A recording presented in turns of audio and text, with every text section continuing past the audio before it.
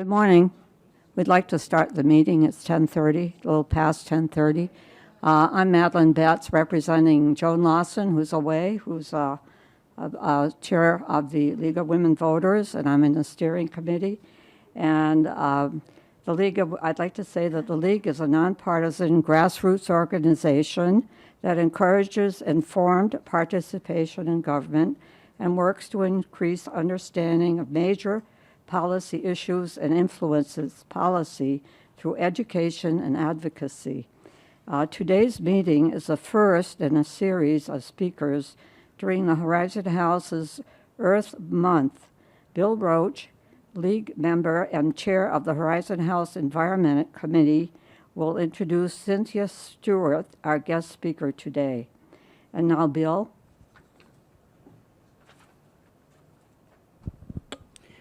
Thank you, Madeline. And thank you for coming this morning to this. Some of you may know me in a different role.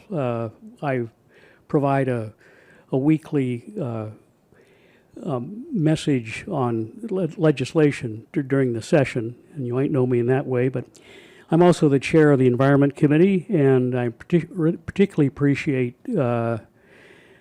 having you join us. The League of Women Voters have joined us in co-sponsoring a number of events. This is one of them. Earth Day is next Monday, the 22nd. This year, a number of Horizon House committees, including League of Women Voters, are joining the Environment Committee and coming up with a number of, I think, very interesting events and programs over the next 2 weeks. You invited Cynthia Stewart of the State League Board to help us kick off Earth Month here in her capacity as the State League Lobby Team Chair. Cynthia's worked for over 30 years in government and in areas of solid waste, transportation, interjurisdictional issues, and capital facilities planning. In those roles, she had a great deal of exposure to the need for environmental protection and the many ways in which we need to act to preserve our groundwater activity quality, surface water, Puget Sound air quality, biodiversity, and more. In recent years, growth management has been a key issue for her. Today, she will be using this well-developed background to discuss the League's legislative work over the last couple of years, both in terms of its successes as well as its disappointments. Cynthia, please welcome Cynthia Stewart.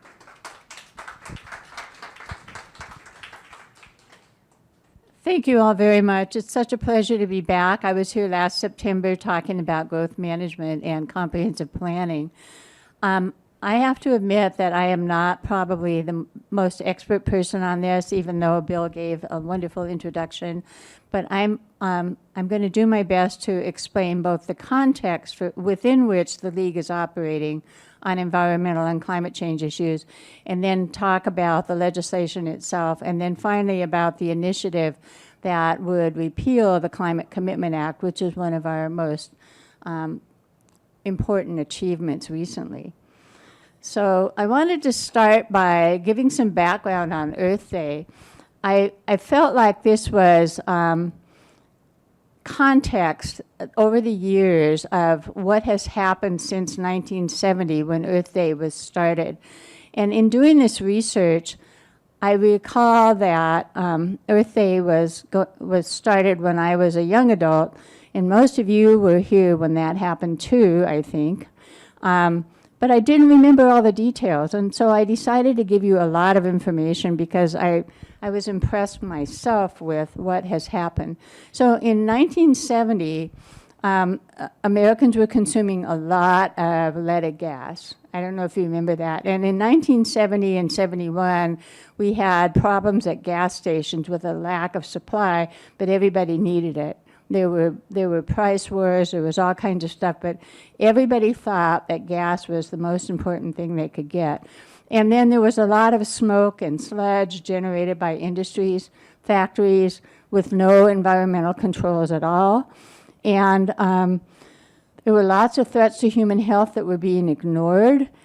And then in California, there was this massive oil spill. And so Senator Gaylord Nelson of California decided to do something about it. And so he harnessed the energy created by a lot of the Vietnam War opponents who were students and asked them to get on board with the whole environmental control issue. And when they did that and they started this movement for Earth Day, they picked a day which was between spring break and final exams to meet the students' needs. Now that April 22nd is not that time. Usually the spring break occurs a little earlier, but I just thought that was really, really interesting. What is also true is that eventually President Clinton gave Senator Nelson the badge of honor, what's it called, the Medal of Honor. I'm sorry, my brain isn't all here today. Yeah, for doing this, which I thought was amazing. So I'm going to do decade by decade because it's really important to understand the progression. So by the end of 1970, we had the Environmental Protection Agency. And I didn't remember that. I didn't remember that it was created that early. And then we had the Environmental Education Act, the Occupational Safety and Health Act, and the Clean Air Act. And then 2 years later was the Clean Water Act. So all of that legislation passed within a 2-year time frame of 1970, moving forward. Then in 1980, 10 years later, there was an Earth Day event in DC, and it captured another series of legislation, including the Endangered Species Act, the Marine Mammal Protection Act, Superfund, Toxic Substances Control Act, Resource Conservation and Recovery Act, and the Clean Air and Clean Water Act were still in place and being further enabled. So think about all of that legislation in a 10-year period, which these days seems almost impossible. Then in 1988 began the emergence of the climate change as an issue that needed to be addressed. And I also did not remember that it was that far back, which is impressive when you think about now, and we have done so little. So in 1990, recycling became the theme. And so there was a big summit in Rio de Janeiro, and they emphasized recycling. In the year 2000, all of a sudden there was a massive multiplication around the world of people engaged in Earth Day because the internet was available, and that allowed people to reach out all over the place to build support for this. And then in 2010 was the 40th anniversary, and 1 billion people were involved in some form of action, which is totally amazing. So I'm not going to go through the rest of this text because you can read it. I will provide a copy of this to somebody to distribute. So then in 2016, we had the Paris Agreement, and the United Nations picked Earth Day as the time to sign the Climate Accord. And so Earth Day now has international prominence and is significant in so many more ways than anybody imagined. In 2020 was the 50th anniversary, and a lot of the work that was done that year was online because of COVID, but it was still celebrated everywhere. And then this year, 2024, Earthday.org is the organizer of Earth Day events all over the world, and they are focusing now on recycling plastic, reducing the use of plastic. And here's why. So there's a health risk, a huge health risk to ingestion of plastic particles. And the premise here for Earth Day is that we have to demand change, we have to come up with solutions. And then what I didn't know that was really interesting to me is that babies are ingesting plastic particles at a dangerous rate. So I put a link there to the study related to that. But this is the focus this year for this earthday.org group. So what are the causes and the effects of climate change? Most of you know this already. This is a very well-informed group, but The causes are the use of energy, deforestation. You know, the forests help us clean our air and absorb that CO2 and release the oxygen that we need. So to the extent we're demolishing forests, that's a huge issue. Transportation, I'll talk more about that in a minute. Resource extraction is, it's not only, it's creating harm to the earth, but it's also generating a lot of pollution. And then the effects of these include rising temperatures, which we're familiar with, rising sea levels, unpredictable weather patterns, and boy, have we noticed that lately. And then land degradation and the loss of wildlife and biodiversity. Those things are all issues that we have to deal with now, and it doesn't include, it didn't explain the wildfires that we've been having in this area and some others. So what's happening now, I read the other day that climate change is causing a massive displacement of individuals within the United States. There's a migration that's beginning. And we are going to be affected by that migration because people can't live in some other parts of the country that are having the worst effects. We have people whose homes and cities are literally sinking or going underwater from rising tides. We have people who cannot live in Arizona at 120 degrees in the summer and so forth. So what's happening is a migration that is leading to lower ability for people to earn money and feed themselves and house themselves, so homelessness will increase, and we have increased risk of diseases. So those things are so significant. It's the reason why we have to take action, and we have to take more action now. And I am a strong advocate for significant behavior change among all of us. So I think this is just a repetition of what I've already said, but at the bottom, the Earth has already warmed by 1 degree Celsius or 1.8 degrees Fahrenheit since the 19th century. So now we need to get that last half a degree down so that we can continue with our life, with our Earth. So why does half a degree make so much difference? And this is a curve that shows basically the precipitation, the extreme precipitation. What you can see on the right-hand side is the graph is going up. Even though it's an up and down curve, the average is going up. So we're having more and more and more of these unanticipated, very extreme weather events with rainfall that is causing massive flooding, causing people to lose their homes, and so forth. It's also affecting our agriculture and our water supply. So to the extent we can stop that, we will be much better off.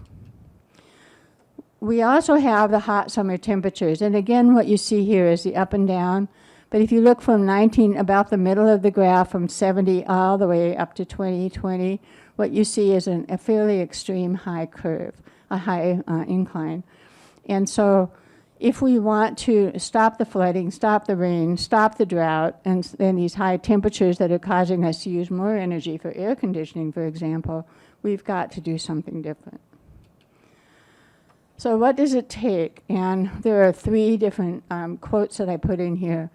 One of them is reduce the flow of heat-trapping greenhouse gases. That's from the European Environment Agency. And then in the United States of America, we have per capita emissions more than double the world average. That says to me that we are obligated to do something more than we expect from other countries. And then finally, to achieve net zero emissions, we need a massive transformation in how we produce and consume electricity, our transportation system, deforestation. We need a climate-friendly agricultural system. And that is from the Union of Concerned Scientists. So they're all saying the same thing in different words. We have an obligation. So what about the League of Women Voters and where it stands in this? We are not allowed to lobby for anything unless it's consistent with our League positions. So the League positions are generated by studies, which are extensive, objective, usually science-based, always fact-based studies. The studies are then read and discussed by our membership, and consensus of our membership is what leads to our positions. Now, we can oppose something based on a league position, or we can advocate for something, but we can't do anything if there's no position to support what we want to do. And that kind of, sometimes we have, and I myself have run into this, league members who really have a strong opinion on something, we can't necessarily act on that unless we have positions. So here are some positions that we have on environmental protection. So from the United States, the League of Women Voters of the United States, and we at the state level can use that as well as our state level positions. So if the National League has a position, we don't have to replicate it at the state. We can already use it.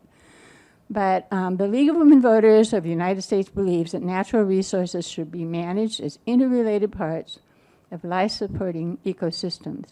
Resources should be conserved and protected to assure their future availability.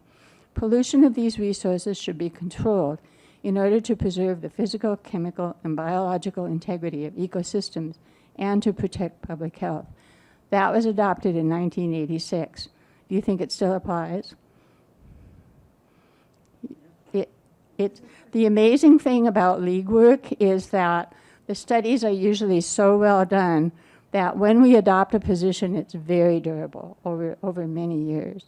So that was 86, and remember the attention to climate change began in 88. So we were pretty progressive even back then. So the League supports preservation of physical, chemical, and biological integrity of the ecosystem and maximum protection of public health and the environment. The League believes that although environmental protection and pollution control are responsibilities shared by all levels of government, it is essential that the federal government provide leadership, technical, and financial assistance. And we are still acting on that, still today. I'm not going to read all the stuff in the middle there. So the federal government should have a major role in setting standards for environmental protection, and enforcement should be carried out at lower levels of government. But the federal government should enforce. So what we know is EPA does that to the extent that we have a presidential administration that will allow it. But the concept from EPA from the beginning was to set up regulations, to monitor what's going on, and to prevent additional pollution and environmental degradation. So environmental protection and pollution control, including waste management, should be considered a cost of providing a product or a service. In other words, industries, when they're doing something, they need to build that into their cost of doing business, which is then reflected in the price of the product or the service.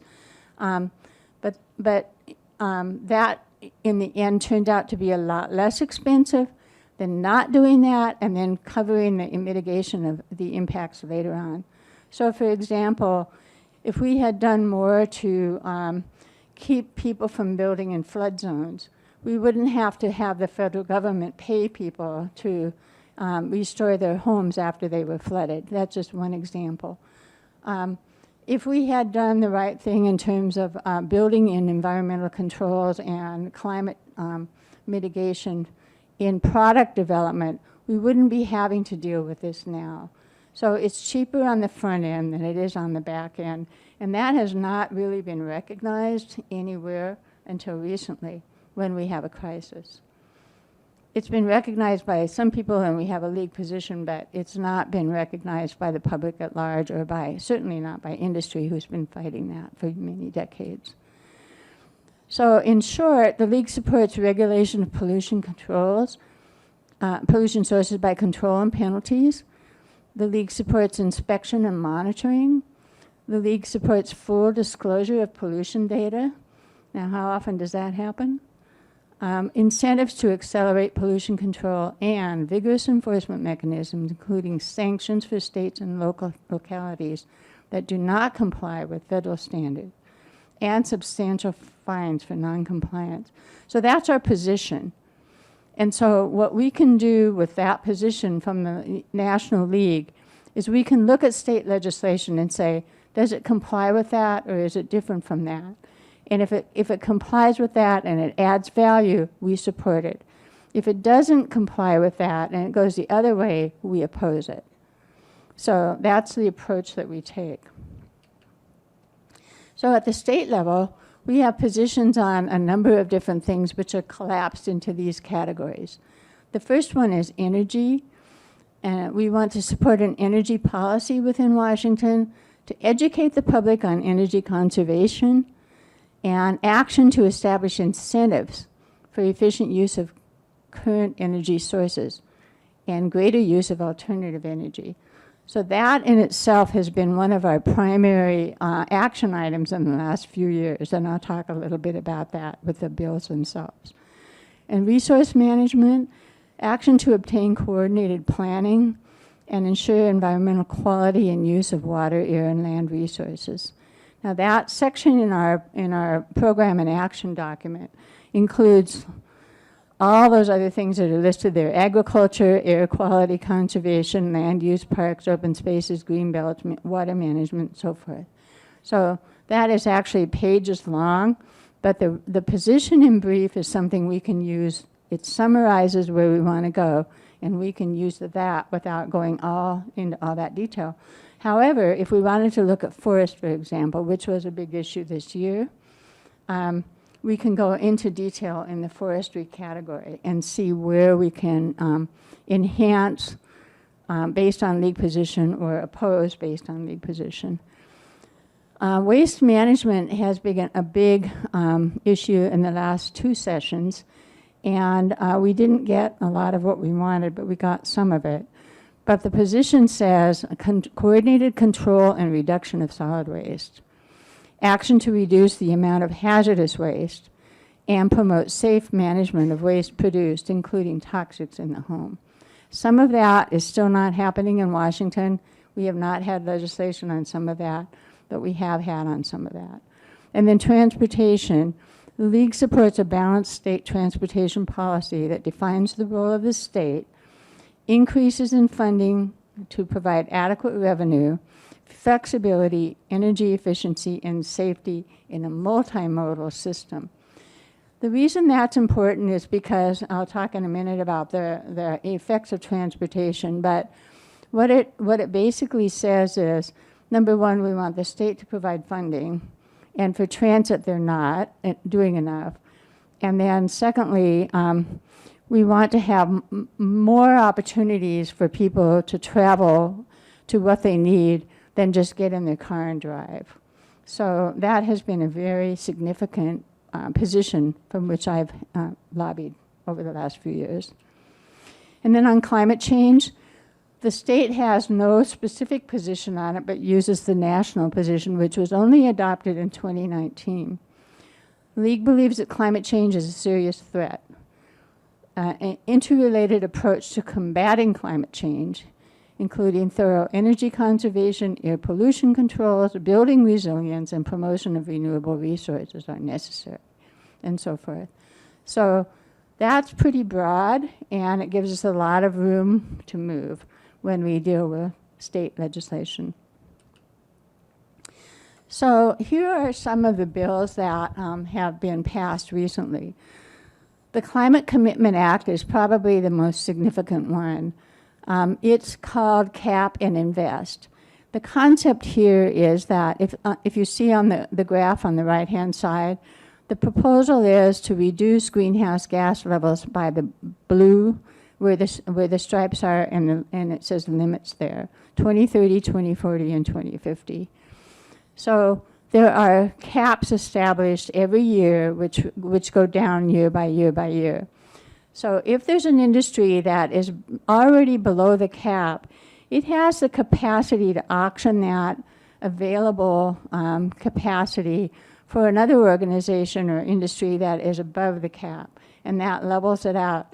The money that is paid at auction, now, the one that's above it is still supposed to go down, but the money that is generated at auction of that capacity is then put into a fund which is used for a whole variety of purposes. So in other words, we're trying to get people to trade their capacity but lower it every year until we can reach our goal. So that is really a significant piece of legislation. This is a diagram that tries to show how it works. So the dotted line across there is the cap. And we have one on the left that has a surplus because they're below the cap, and then one on the right that has more. It's creating more emissions. And so they're going to auction off the one on the left-hand side so the right-hand side can pay for it and get by with what they have. But then all in total will go down every single year. So the investment, that's the cap part. The investment part has to do with where the money goes that is generated by that auction. And I'll talk more about that in a few minutes. So another really huge issue is that transportation is our biggest single source of greenhouse gas emissions in the state of Washington. This graph is 2019. I couldn't find the more recent one that I've used before, but the numbers are very, very similar. We have not made much of a dent in our transportation emissions over the last 5 or 6 years. How do we do it, though? What do we need to do? We need the clean fuel standards, which were adopted in the same year as the Climate Commitment Act, 2021. And we need to reduce vehicle use by providing all those other options that I talked about a minute ago. And so when I talked to you last about comprehensive planning, Seattle has much less of an issue than many jurisdictions, or most jurisdictions.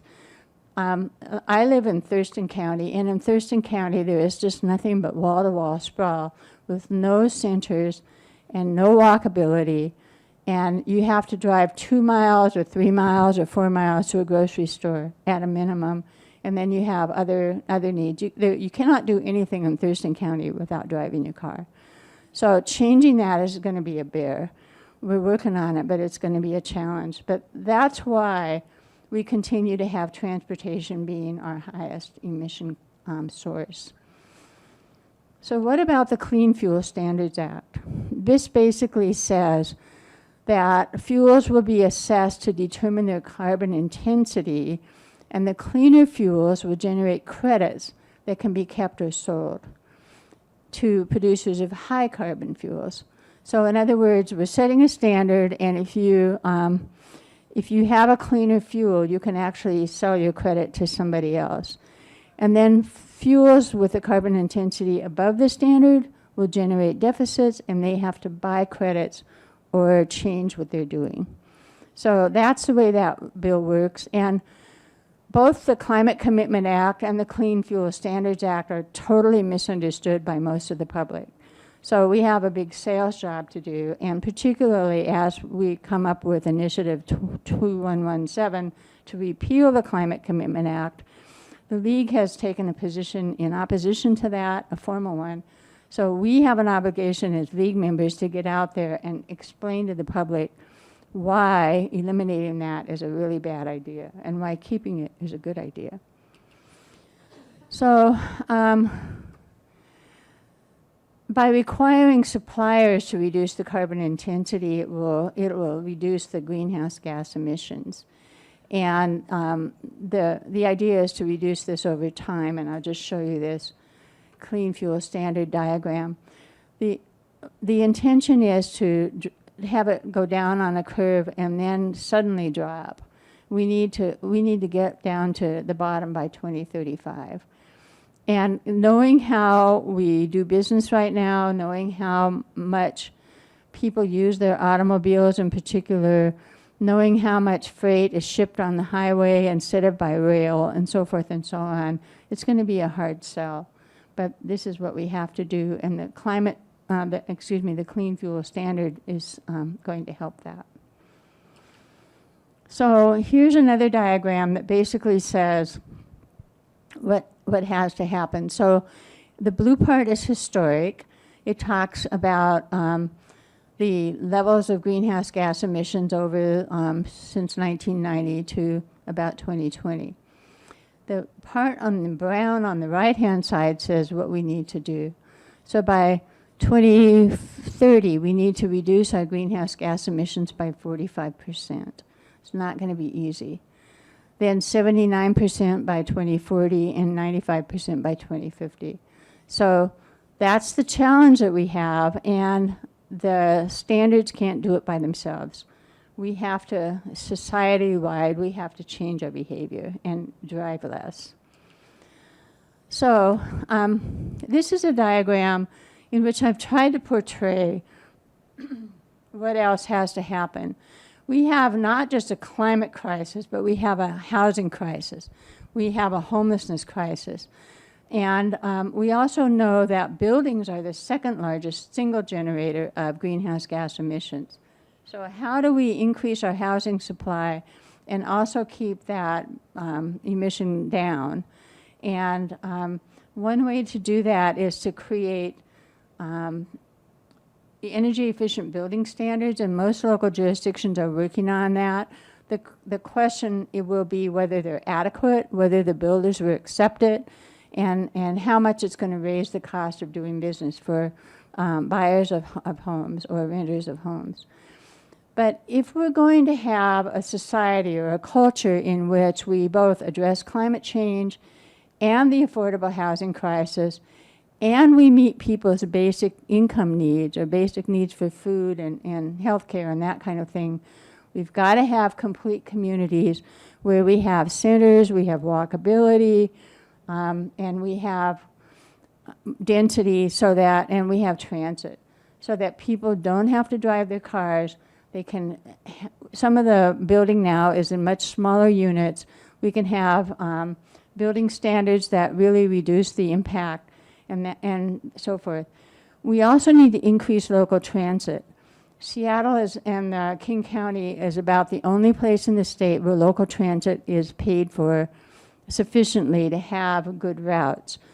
All the rest of the state, the communities are too small and don't have enough income to generate local revenue. Transit is totally locally funded right now. So we have to do something around the rest of the state to increase the funding for transit. But that has to happen in order for them to have their more complete communities. And then we need to do all that in order to preserve our rural and resource lands, and particularly our old growth forest. We need to make sure that we keep the agriculture and the forestry intact so that we generate enough food and we reduce the greenhouse gas emissions through that process that trees use. And then this last one is not related directly, but we're going to have to come up with some kind of a livable wage or an income subsidy for people who are in poverty. There's just no other way to get around it. There are not enough jobs, and I'm now developing a theory about AI. It's going to reduce a lot of jobs even further. So what do we do when we have this migration of people who have no work into our communities, and then we already have a housing crisis and people on the street who do not have enough income to buy housing or rent housing? What are we going to do? And I think that the state's guaranteed basic income pilot project will demonstrate that we need to do something about a guaranteed basic income across the state. So that will help because it will help people be able to afford to live. So that's how it all comes together. And so what did we do? In 2023, this is the legislation that we supported and it passed. And remember, the Climate Commitment Act and the Clean Fuel Standards Act were 2021, so they're not included in this. But one of them, and a really important one, was to have zero emission school buses. So this is both a regulation and there was money in the budget to pay for at least part of this. When you think about school buses going around, they're emitting a lot of pollution. Most of them are older. And so kids are standing out there waiting to get on, and they're inhaling this stuff. And it's also coming through the air inside. So for kids' health and benefit, it would be really important to have the zero-emission school buses, which is essentially electric ones. So that passed. We worked hard on that. It almost didn't pass, and right at the last minute it did. The second one is creating an extreme weather response grant program. We've talked about wildfires, we've talked about significant rain events, hot weather events, and so forth. People out on the street are not doing well in those cases. And most communities do not have any kind of a response program. So this bill creates a grant from the state to local governments to help them put together some kind of a response plan that allows people not to be so badly affected by this. We also have senior citizens in residences without air conditioning. So in the heat of the summer, they have to have some place to go or they need some help. So it's not just people who are on the street, it's also people like us who may not live in such a nice place who need help. Then we have the public building materials, Buy Clean, Buy Fair. So this is a bill that basically encourages building supplies that are as green as possible. And then we have the Clean Energy Progress, transitioning utilities from natural gas to electricity. This has been a very controversial bill, and it's called the Puget Sound Energy Support Bill. Basically, other than Seattle, most communities are dealing with private enterprise providing their electricity. And those companies are making money, and they don't want to change. So this is a way to get them to change from what they're doing now in production of natural gas, which is not good, to electricity, which is a massive industrial cost for them. So that bill passed. And then geothermal energy resources. Geothermal is that heat generated by the center of the earth. And in Europe, they use a lot of geothermal energy. So this is an intention to take a look at those options here in the state of Washington and use them if possible. Then the forestry bills didn't go very far, but what did happen was a lot of money was put in the budget to preserve mature forests and purchase replacement lands for economically impacted rural counties. So a lot of the forestry is in places like Grays Harbor, Pacific County, the west side of the Olympic Peninsula, and so forth. And so the intention here is to transfer a lot of the forestry that would otherwise be logged and support these local communities by providing funding for them and retaining those trees. And so you can see the cost here, $10.8 million conserving 9 projects with 2,200 acres of state trust land. That's pretty expensive, but it will help us keep our climate, it will help us keep our emissions down. Now, recycling was a big issue this year, particularly plastics recycling. If you remember, plastics recycling is the Earth Day project this year. In the legislature, it was a really big deal. They didn't do anything with plastics, but they did do a lot of other types of materials, each in a separate bill. So I'm not itemizing those, but they did respond to the need to do much more recycling and keep stuff out of the garbage. Then we have, these are some other bills. I already mentioned the second one, the response to extreme weather, but co-living. Co-living is like the boarding house, the old boarding houses back in the old days. And so co-living is beneficial for the environment because it puts more people in a smaller space and it provides affordability. Co-living apparently was ruled out by a number of jurisdictions since about 1970. I'm not clear yet why that is, but this bill reauthorizes it everywhere. And so it's a net benefit. Another one was concerning residential parking, reducing parking requirements in certain kinds of areas. The intention here is that where we have density, we don't want to have a parking space for every single person. We want people to walk, use their bicycles, take the bus, or something like that. So rather than the standard parking requirements that most jurisdictions have, this bill says you can't do that in every case. In some cases where there's density, and particularly near a major transit facility, the parking requirements have to go down. So it saves land, it saves resource, and it saves transportation impacts. And then finally, concerning housing affordability tax incentives, the intention here is to take underutilized commercial property and restructure it for a residential use. That preserves our environment by not spreading the housing out and keeping those old buildings for some other use that is maybe not practical anymore. So that is also environmentally beneficial. Now, what didn't pass, there was a joint memorial proposal requesting that the U.S. join in a fossil fuel non-proliferation treaty. That would be a request to the federal government. It did not pass. And then the one that really hurt me the most was the transit-oriented development. That's a bill that basically would say, we have to have these complete communities. We have to develop around transit, major transit facilities. We need to expand transit, but focusing on putting our development where we have transit. And that bill got worked over several times in the last 4 years, and it still didn't pass. So that was too bad, because I think we need it. So then we have initiatives. There were 3 initiatives there were 6 initiatives that were presented to the legislature. And 3 of them the legislature passed, and the theory behind those 3 was, those are ones that if the legislature adopted them, they can amend them at any time. If something goes to the voters and the voters pass it, the legislature cannot amend it within at least 2 years.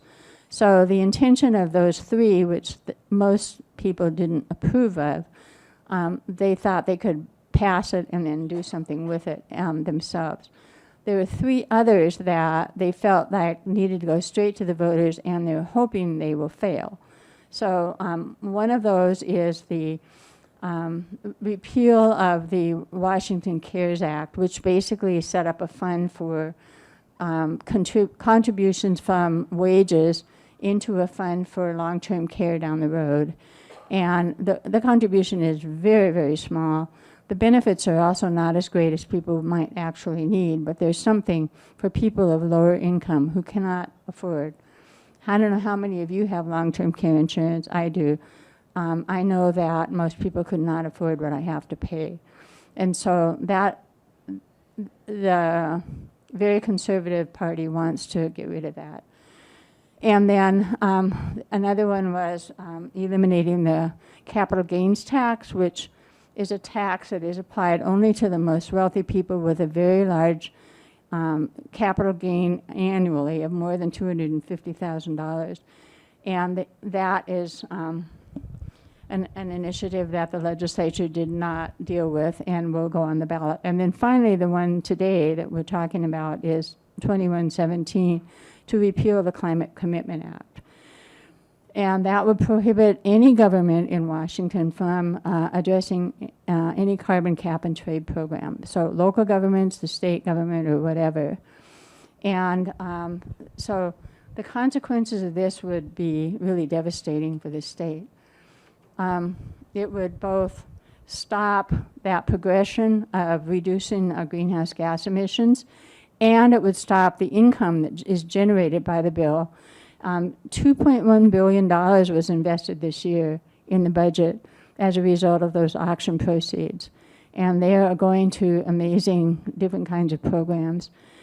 And so losing both the emission control and the money is a double whammy, and would not be good for the state of Washington. So the League of Women Voters Board voted to oppose this initiative, and we are going to be joining the No on I-2117 campaign. And we believe that this is important because climate change is such a threat, and we have an obligation in the state of Washington to do what we can. We supported the Climate Commitment Act, and we oppose eliminating it. So I think that is enough, and I will stop for now and see what kinds of questions you have. Thank you for listening. Okay. Sally Wren is over there. No, Ann is over there. Anna's over there, Sally's over here, I'm in the middle, and we'll start over here. There are questions on this side. Comments are also Or- okay. Or comments. Okay, in the center, is there a comment? Adele? She's gonna get it. Always hear what. Thanks. We didn't always hear what didn't pass that we very much should have. Most of them did. Most of them did. That's, Oriented development didn't pass. thank you. Are there any other questions or comments?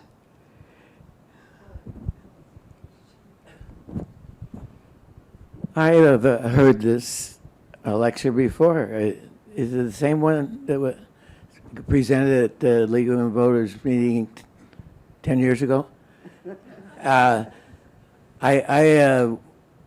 was asked by the United Nations Committee for Calculating Climate Models in 1970 to give a lecture, and it was going to be every 10 years. And I remember in 1970, I mentioned the idea of global warming. The two words came up. And nothing that happened. And then in 2080, I gave the same lecture, and I mentioned it twice probably or so, 10 times. And 2090, 1990, it was up, I said, I thought it was comments. it's a comment. The comment. And I think it's seriously missing something in your lecture. It's the words catastrophic climate change. And on what is catastrophic climate change?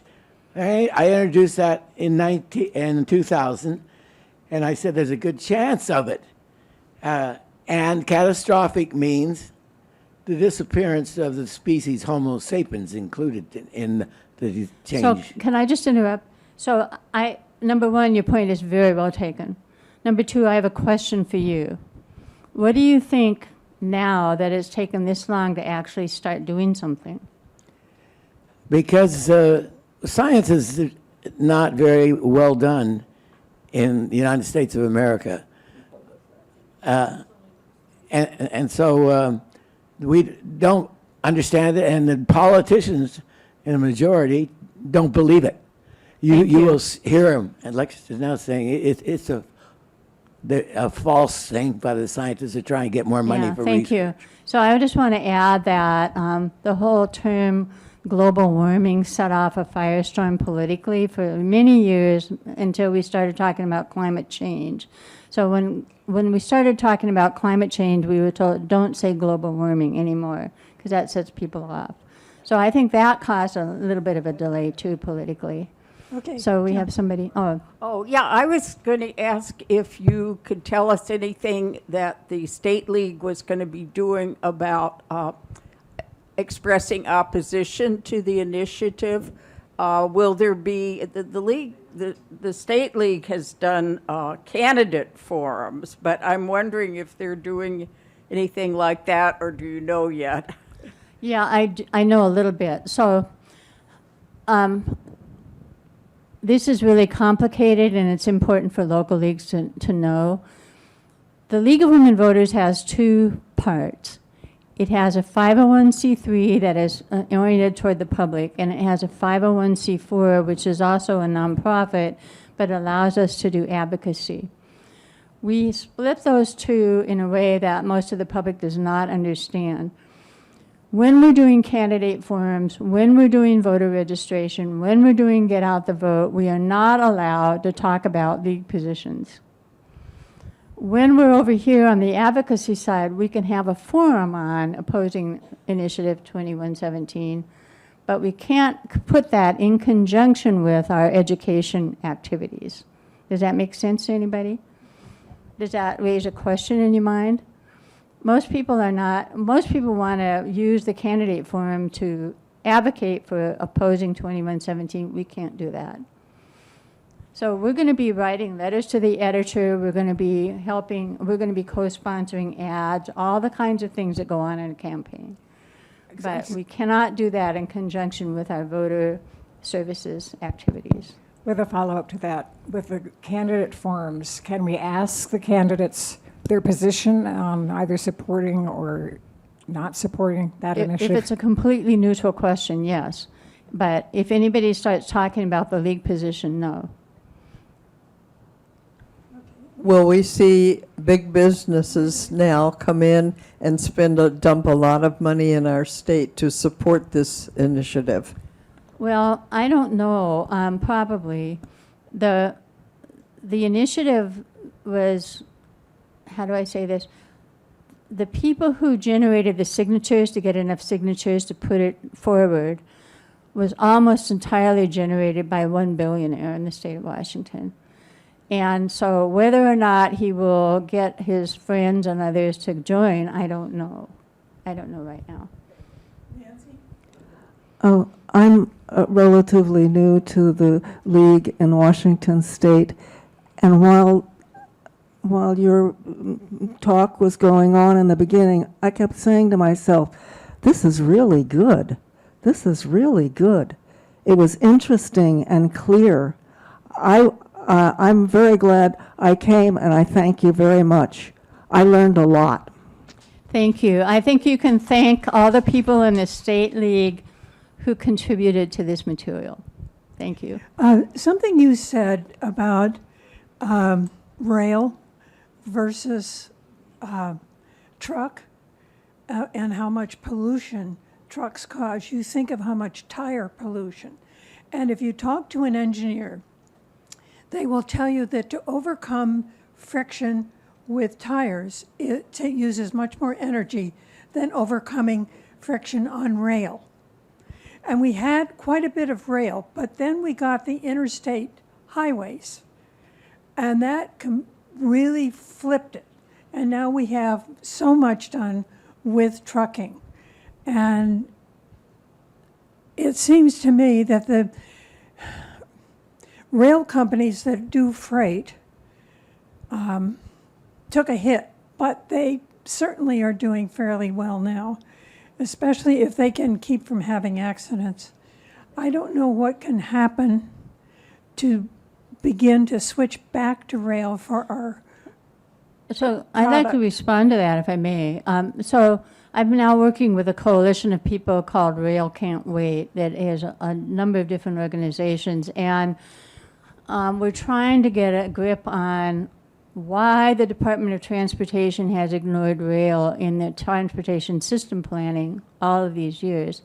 So they finally developed something that's out for public review and comment this week. I haven't prepared for it yet, but I am going to do that in the next couple of days and add my comments from the league to what the others are saying. But the intention right now is, and we did not get very far in the legislature on this year, but hopefully next year. The intention is to increase the emphasis on rail as a legitimate part of the transportation system that can help us avoid some of the greenhouse gas emissions.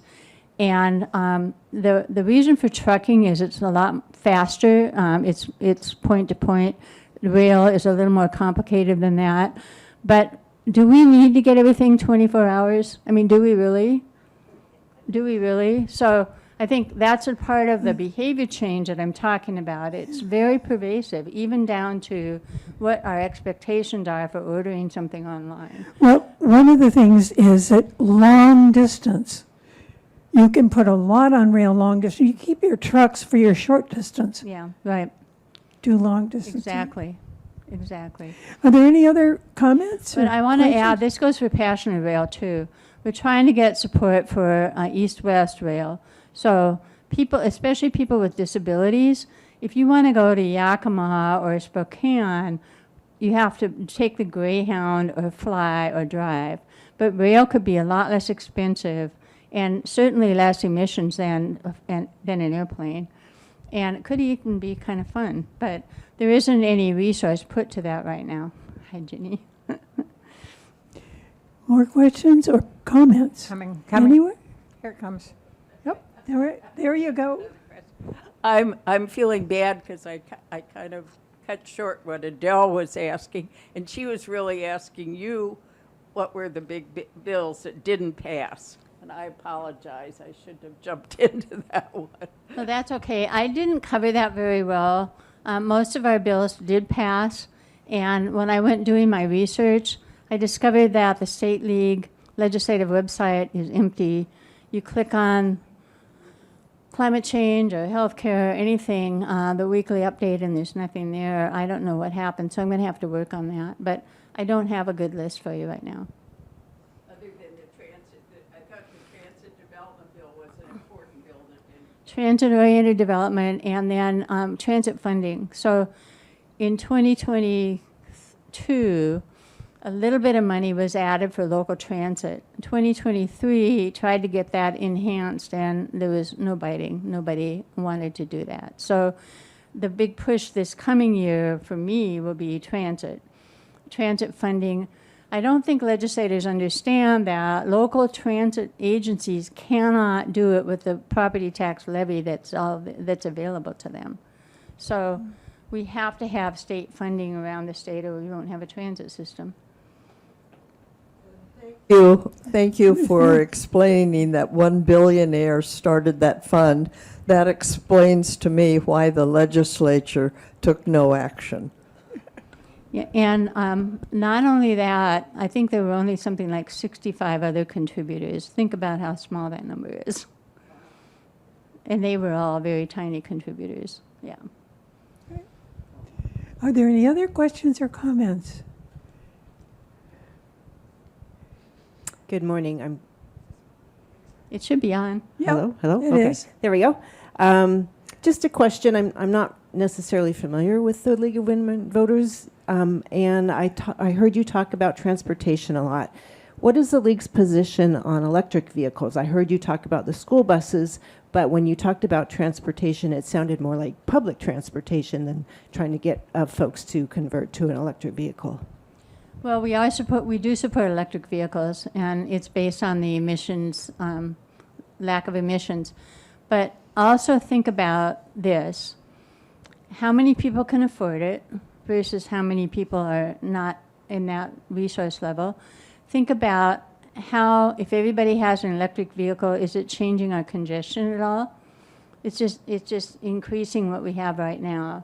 So if we're going to save money and save pollution, even the electric vehicles, they create pollution in their manufacturing, and they don't address the impacts on the roads.